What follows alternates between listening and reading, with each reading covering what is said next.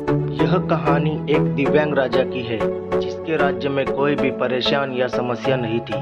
सभी लोग उस राजा से बहुत खुश थे और ऊपर वाले से धन्यवाद करते थे कि इतने अच्छे राजा को उनकी जिंदगी में भेजे है।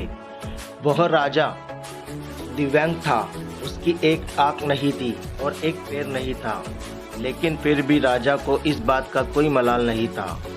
एक दिन राजा अपने महल के गलियारों में घूमते हुए अपने पूर्वजों की लगी तस्वीर को देख रहा था और सोच रहा था कि मेरे पिताजी इतने शूरवीर थे, उनके पिताजी इतने शूरवीर थे, हमें इतने शूरवीर खानदान में जन्म लेने का मौका मिला। यह ऊपर वाले का धन्यवाद है। राजा ने सभी चित्र को देखते हुए आखिरी चित्र तक पहुंचा और फिर उस खाली जगह को देखा तो वह चिंता में पड़ गया, क्योंकि उसे मालूम था कि अब यहाँ जो तस्वीर लगेंगी वह उसी की लगेंगी। लेकिन राजा को इस बात की चिंता नहीं थी कि वह मर जाएगा। चिंता इस बात की थी कि वहाँ जो पेंटिंग लगेंगी वो कैसी लगेंगी।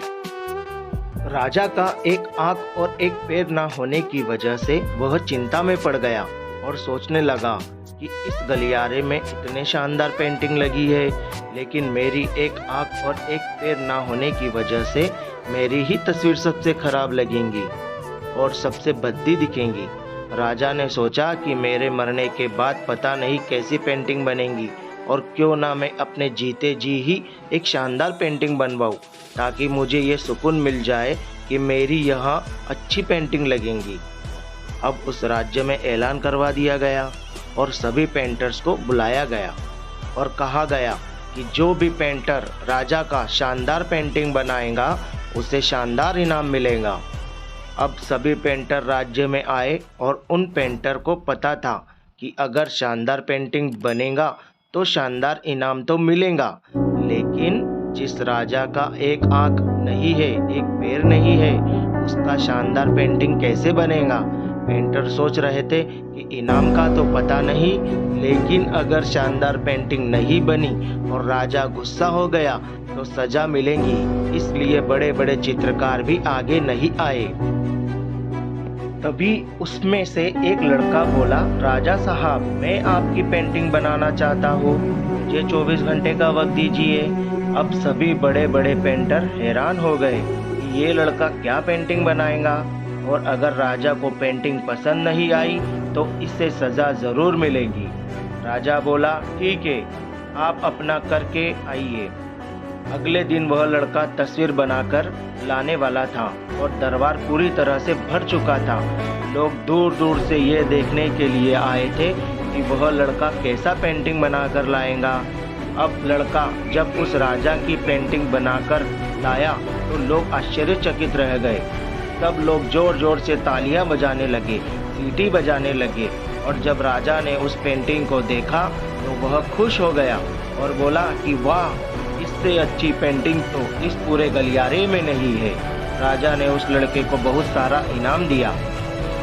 अब आप सोच रहे होंगे कि उस राजा की क्या पेंटिंग बनी होगी जिसकी एक आंख नहीं है और एक पैर नहीं है, कैसा पेंटिंग बना होगा।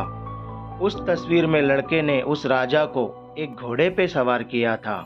एक साइड से उस राजा का एक पैर दिख रहा था और राजा तीर अंदाजी करते हुए निशाना लगा रहा था, और निशाना लगाते वक्त एक आंख बंद हो जाती है और उस लड़के ने उस राजा की वही आंख बंद की थी जो राजा के पास नहीं थी। इस तरह से उस लड़के ने राजा को निशाना लगाते हुए घोड़े के ऊपर सवार दिखाया, जिससे एक आंख बंद और एक ही पैर दिखाया, और इतना शानदार पेंटिंग बनाया था कि वह अब तक की सबसे सर्वश्रेष्ठ पेंटिंग थी। उस लड़के के सामने भी चुनौती थी, संकट था, लेकिन उसने सकारात्मक साथ नहीं छोड़ा। जिंदगी में आप जिस भी मुकाम पर हो, जिस भी संकट में फंस जाए, जिस भी स्थिति में हो, आपने सकारात्मक का साथ कभी नहीं छोड़ा तो यकीन मानिए आप उस संकट से बाहर निकल आएंगे। जिंदगी में उम्मीद का साथ मत छोड़िए, क्योंकि जिसने उम्मीद का साथ छोड़ दिया तो फिर जिंदगी उसका साथ छोड़ देती है। हर पल सकारात्मक रहिए, खुश रहिए, ऊपर वाले के आशीर्वाद के साथ और अपनों के प्यार के साथ, अपनी अच्छी और सच्ची मेहनत के साथ कर दिखाओ कुछ ऐसा कि दुनिया करना चाहे आप जैसा। Thank you so much. Thank you so much for watching. अगर यह मोटिवेशन स्टोरी आपको अच्छी लगे तो लाइक कीजिए, कमेंट कीजिए और सब्सक्राइब कीजिए, और हम आपके लिए ऐसे ही मोटिवेशन स्टोरी लाते रहेंगे। जय हिंद। Thank you.